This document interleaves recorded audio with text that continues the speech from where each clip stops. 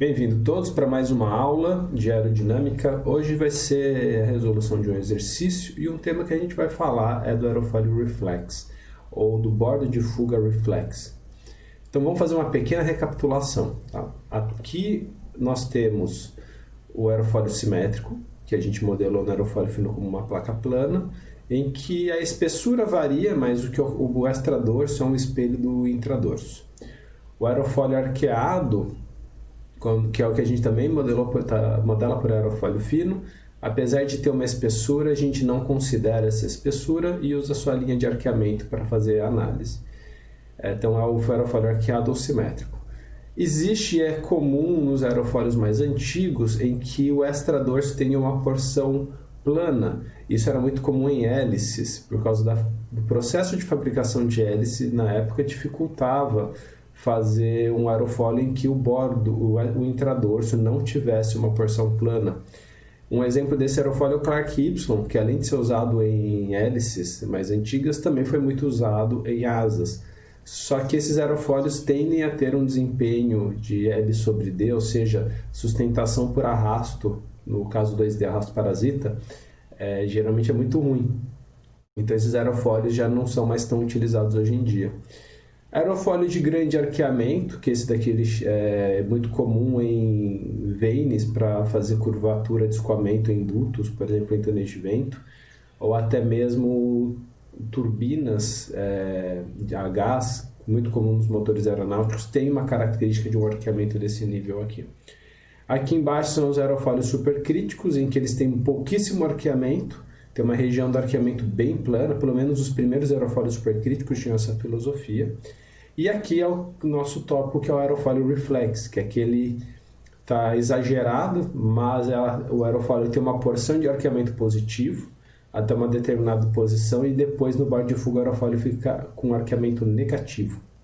Esse arqueamento negativo tem por objetivo gerar uma força de sustentação negativa atrás do aerofólio para equilibrar, para zerar o momento de arfagem em torno da linha de 1/4 da corda.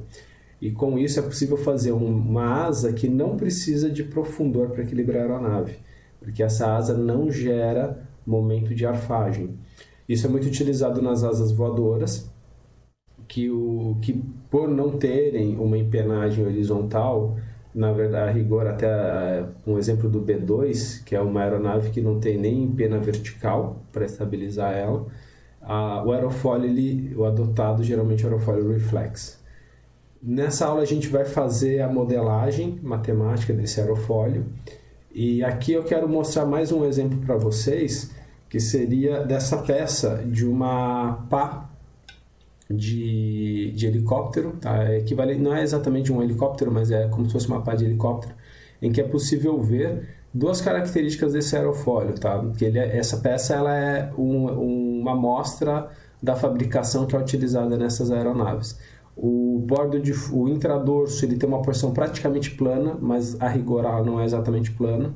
E pode-se observar aqui no bordo de fuga uma tendência ao bordo de fuga apontar para cima. Então, isso daqui é um aerofólio reflex, que a ideia do aerofólio reflex nesse tipo de asa, que são as asas rotativas, é reduzir a torção, visto que a espessura, a corda é pequena, perdão que eu falei espessura, a espessura é aqui, mas a corda, que é a distância do bordo de ataque para o bordo de fuga, em comparação à envergadura, é muito pequena, ou seja, muito alongado.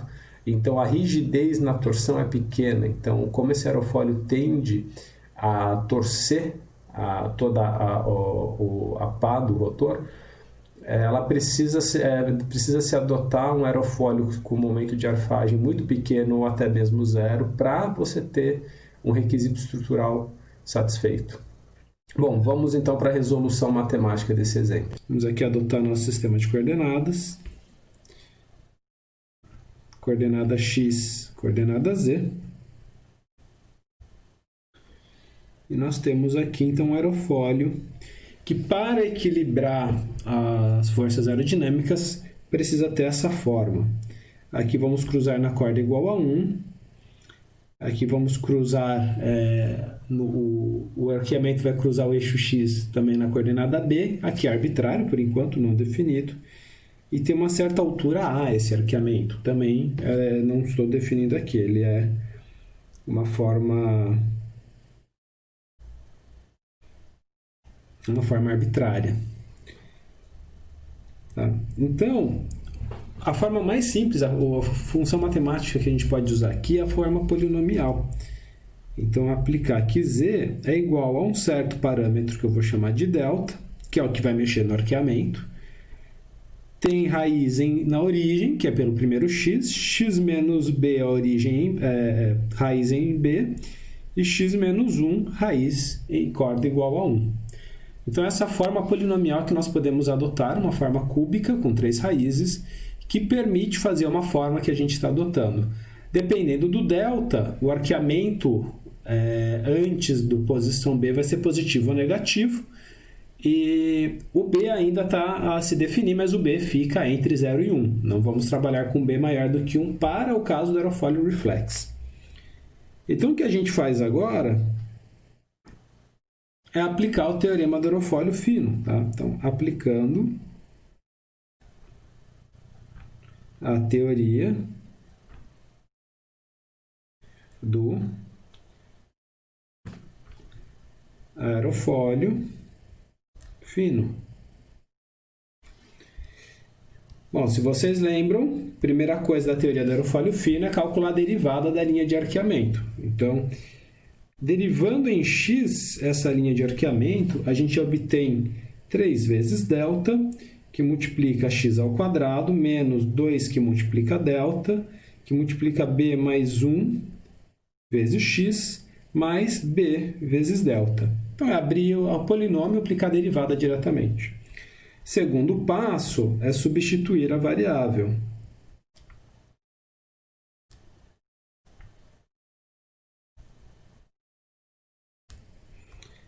E a gente substitui a variável para x é igual a 1 menos cosseno de θ sobre 2. Aqui já estou adotando que a corda é igual a 1, por isso que a gente faz meio, dividindo os dois lados, dividindo os dois termos, 1 e o menos cosseno.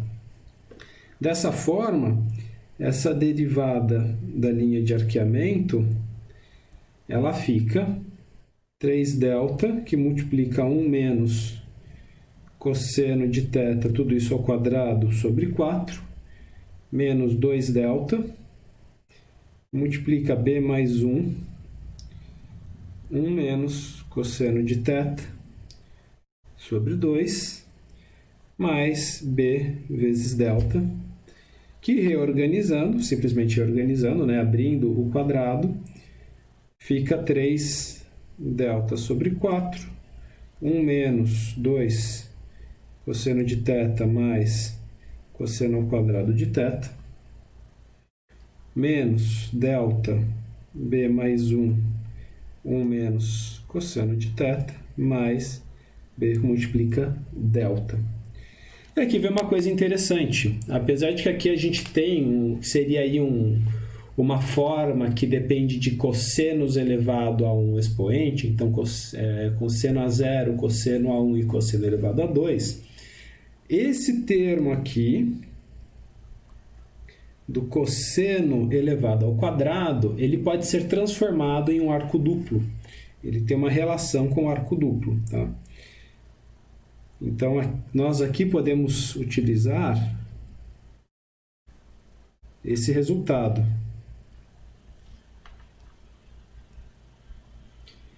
O cosseno ao quadrado de θ, ele também pode ser escrito como cosseno de 2θ mais 1 sobre 2. E aqui tem um detalhe interessante, apesar de que não vamos abordar isso nesse exercício, se quiséssemos utilizar polinômios de maior ordem, os termos de cosseno elevado a um expoente maior, cosseno elevado ao cubo, por exemplo, ele pode ser escrito numa expressão que tem o cosseno de 3θ, cosseno de 2θ em uma constante. Tá? A gente consegue transformar dessa forma esse termo aí do cosseno ao quadrado, cosseno ao cubo, cosseno à quarta. Tá? Não é o foco de fazer isso nesse exercício, mas é algo que, se vocês forem fazer um exercício com mais coeficientes, é possível fazer essa transformação. Tá? Então, logo, substituindo isso daí na equação da derivada, a derivada nossa do arqueamento, ela fica, depois de simplificada, 3 delta sobre 8, que multiplica cosseno de 2θ, mais delta, que multiplica b menos meio cosseno de θ, mais delta sobre 8. E se vocês lembrarem de quando a gente fez o aerofólio parabólico, era possível resolver por semelhança, né? Comparação. Então, lembrando que essa derivada, quando a gente utilizava a teoria do aerofólio fino,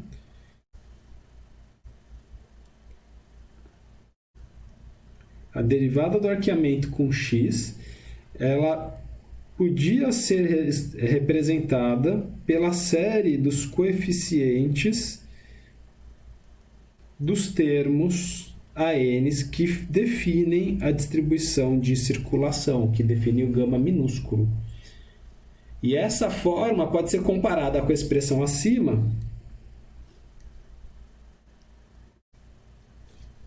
obtendo o seguinte resultado, e aqui eu vou deixar em vermelho para destacar, que comparando o resultado de cima com o de baixo, nós temos que alfa menos A0 é dado por delta sobre 8, que A1 é dado por delta, que multiplica B menos meio, e o A2 é dado por 3 delta sobre 8.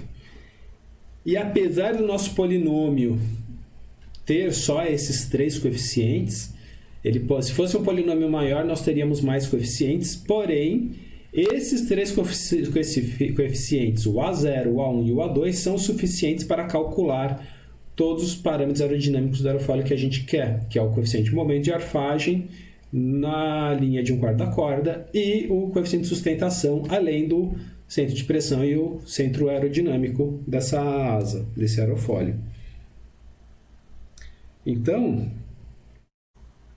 o que nos falta aqui? Nós podemos definir o valor de CL e podemos definir o valor de CM. Lembrando que o objetivo do aerofólio reflex é ter um coeficiente de momento de arfagem igual a 0, né? Nós podemos já de primeiro momento calcular esse coeficiente em que o CM sobre 4, na 1/4 da corda, ele é dado por π sobre 2, que multiplica A2 menos A1, que substituindo os valores obtidos para o aerofólio reflex, nós obtemos essa expressão. Isso tem que dar 0, para que o momento de arfagem seja o que a gente deseja. Dessa forma, né? Então, resolvendo para B, na hora que a gente faz toda a simplificação e desenvolve o coeficiente de momento, a gente chega à conclusão de que para que o momento de arfagem seja nulo, obrigatoriamente o B é igual a 7/8. Se o B não estiver em 7/8, esta linha de arqueamento não gera um aerofólio com coeficiente de momento nulo. Tá? Logo,